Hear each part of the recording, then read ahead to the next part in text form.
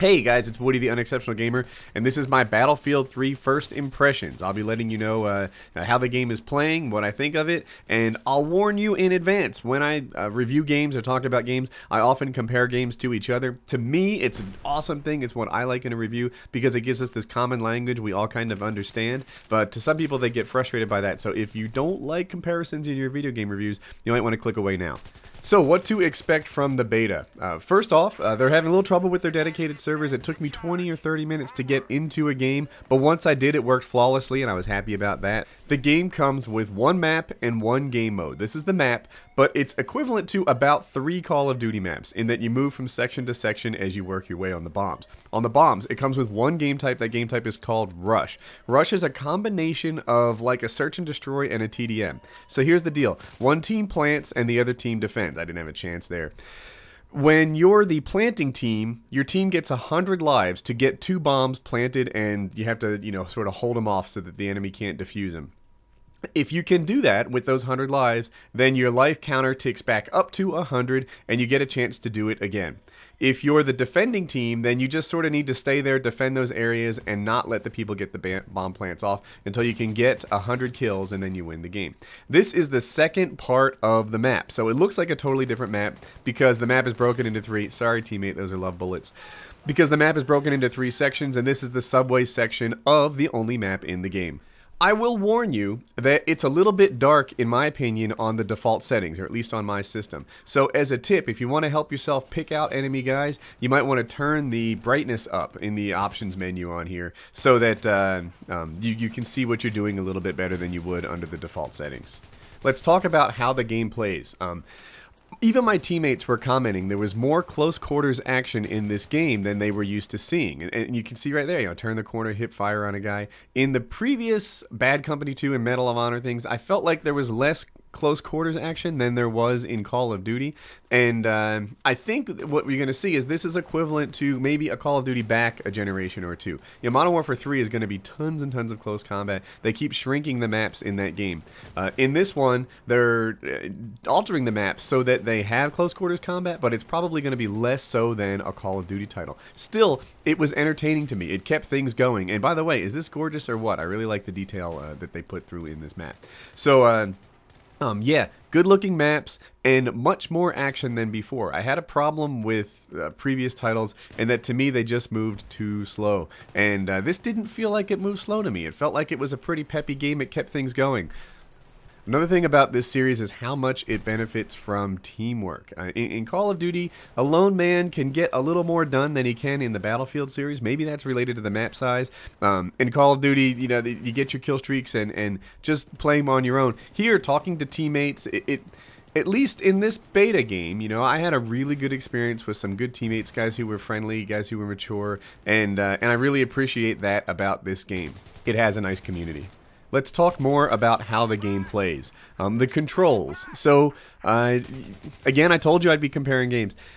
I think that most people on consoles generally consider the Call of Duty series to be the high point in responsive controls. Say what you will about the rest of the game, the tubes, the flaws, the FAMAS, whatever, the last stand. The controls, the way that the character moves and how snappy he responds to what you're asking him to do, is generally considered top of the line. The controls in this game are much better than they were in previous Battlefield titles. And by these I mean Medal of Honor and Bad Company 2, the titles that I've spent my time in. It has a whole new engine, which is why the game looks so good. It looks like, a 2012 title. The thing is just gorgeous to look at, like Crysis was. And they've also clearly listened to the feedback they've gotten about their controls. Because the thing aims well, it's responsive. It's still 30 frames per second on the console. But, of course, the PC guys, they'll get whatever frames per second their PC can deliver for them. That's another thing I wanted to talk about. So, I intend to buy this game for the PC too. I am not a PC elitist. I was a PC gamer before I was a console gamer. Lately, I've been playing mostly consoles. But, it's well known in the community that Battlefield is a game that shines especially on the PC. It fixes the frame rate complaints that console gamers have, and it fixes the control issues, the control complaints that console gamers have.